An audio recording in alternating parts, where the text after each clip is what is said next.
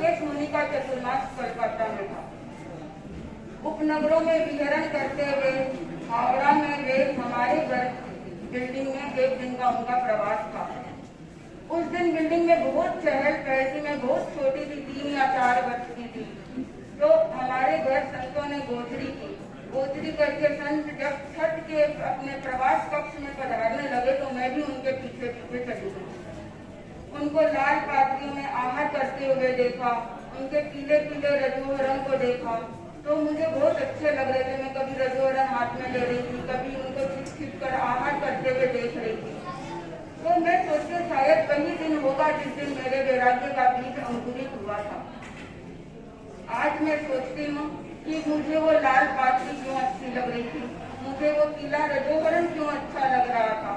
तो मैंने सोचा कि लाल रंग होता है सिद्धों का, सिद्ध बुद्ध और मुक्त बनने का लक्ष्य है, तो लाल पात्री उस लक्ष्य का प्रतीक है।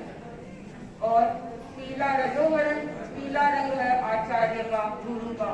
अगर लक्ष्य को प्राप्त करना है तो गुरु के अनुशासन रूपी मार्ग में चलना ही श्रेयस्कर होगा। गुरु के अनुशासन रूपी मार्ग पर चले बिना मुक्ति नहीं मिल सकती। इसलिए मुझे वो लाल और पीले रंग का कॉम्बिनेशन उस समय बहुत अच्छा लगा। उसका मुझे रहस्य अब पता चला।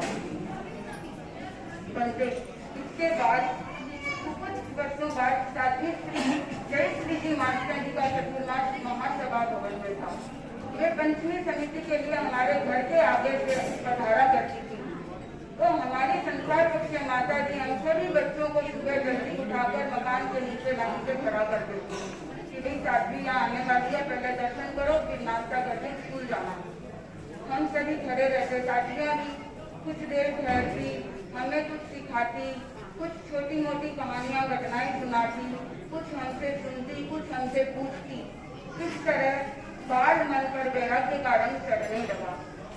साध्वियां अच्छी लगने लगी और अंकुरित पर वैराग्य का बीज अंकुरित होने लगा। लेकिन एक बार ऐसा हुआ कि जब मैं 9-10 वर्ष की थी तब मेरे जन्मदिन पर मेरी संसार के माँ ने गणाधिपति गुरुदेव तुलसी के दर्शन करवाए, मंगल पाठ सुनवाया। उस समय मैंने गुरुदेव को अर्ज की कि मुझे भी साथी बनना है, मुझे भी दीक्षा देनी है। गुरुदेव ने तुरंत फरमाया कि हम तुम्हें दीक्षा नहीं देंगे। तो मेरा मन बहुत आहत हुआ कि मैं तो इतनी भावना से आप अर्ज कर रही हूँ और गुरुदेव तो एकदम सीधा फरमा दी कि हम तुम्हें दीक्षा नहीं देंगे। लेकिन मैं मन में सोची कि अब मेरी दीक्षा नहीं होगी। गुरुदेव ने ना फरमा दी। गुरुदेव हैं, आचार्य हैं, साधु हैं, इन्हें असत्य बोलना नहीं है तो अब मेरी दीक्षा होगी कैसे। मैं सबको कहना भी तो सब मुझे पूछते बड़ी होकर क्या करूँगी। पहले तो मैं बोलती थी मैं साथी बनूंगी, महाराज बनूंगी, लेकिन बाद में मैंने कहना छोड़ दिया क्योंकि मुझे लगा कि अब गुरुदेव मुझे दीक्षा नहीं देंगे। फिर जब प्रसंग आया कुमार संबंधी और सती प्रभा जी की दीक्षा का प्रसंग आया, उस समय गुरुदेव उन्हें दीक्षा का प्रस्थान करा रहे थे। पंडाल में बहुत हलचल थी तो गुरुदेव ने फरमाया अब खड़ा वही रहेगा जिसे दीक्षा देनी है। अब उस समय मेरा मन बैठने को नहीं हो रहा था और मैंने उसी समय खड़े खड़े दृढ़ निश्चय कर लिया कि अब चाहे कुछ भी हो मुझे दीक्षा ही लेनी है, मुझे साथी ही बनना है। ये है भूलते मेरे वैराग्य की कहानी।